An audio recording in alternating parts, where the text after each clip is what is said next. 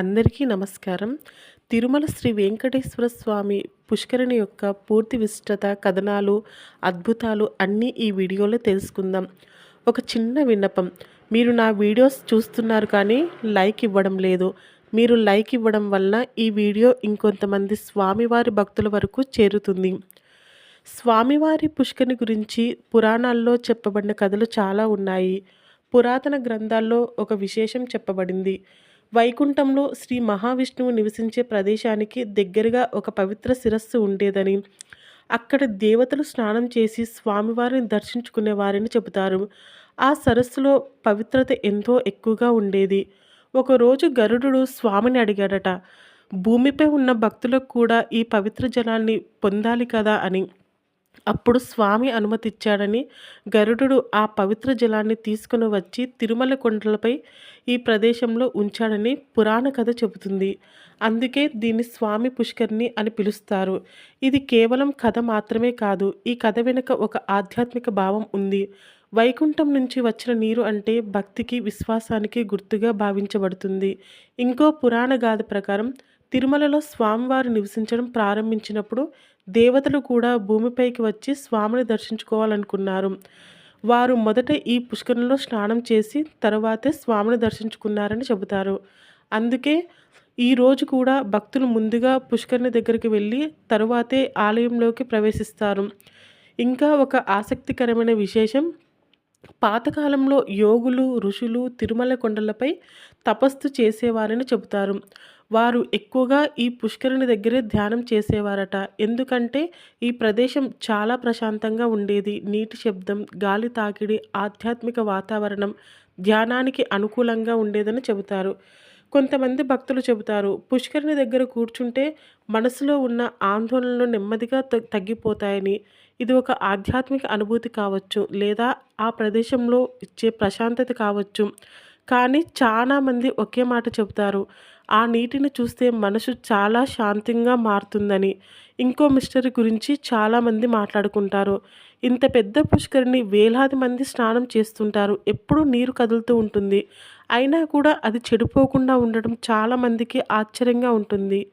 పాతకాలంలో ఎలాంటి మిషన్లు లేకుండా ఇంతవరకు ఇంత మంచినీటి వ్యవస్థను ఎలా నిర్మించారో ఇప్పటికీ ఒక గొప్ప ఆలోచనగా చెప్పుకుంటారు.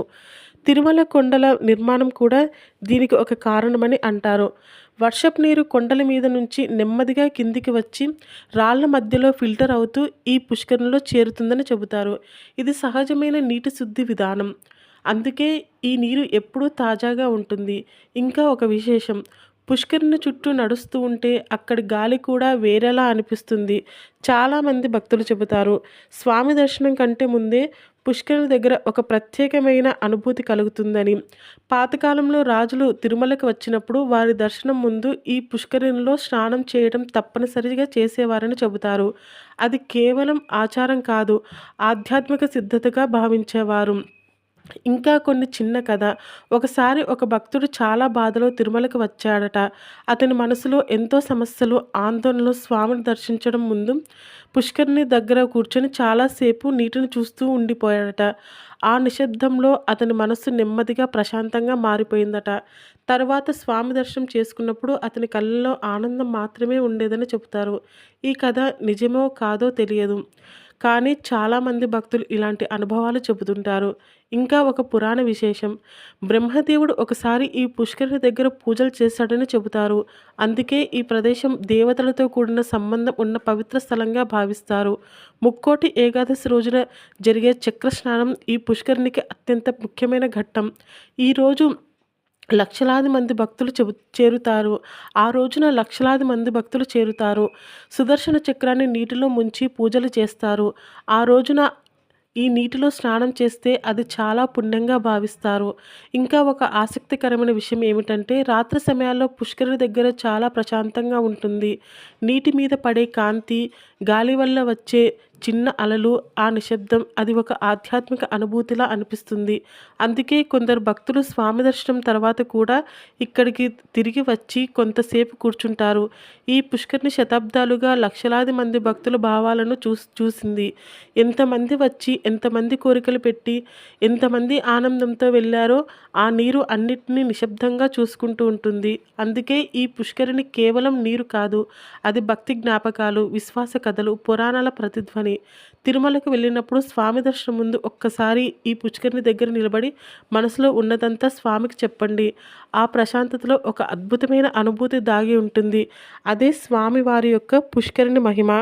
అందుకే తిరుమలకి వెళ్ళినప్పుడు ఈ పుష్కరిణి కేవలం ఒక సరస్సుగా కాకుండా శతాబ్దాల భక్తి నిలువగా చూడండి.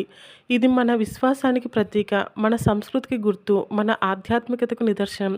స్వామి పుష్కరిణి తిరుమలలో ఉన్న ఒక నీటి సరస్సుగా కాదు, అది ఒక భక్తి, విశ్వాసం, చరిత్ర అన్నిటి కలయిక.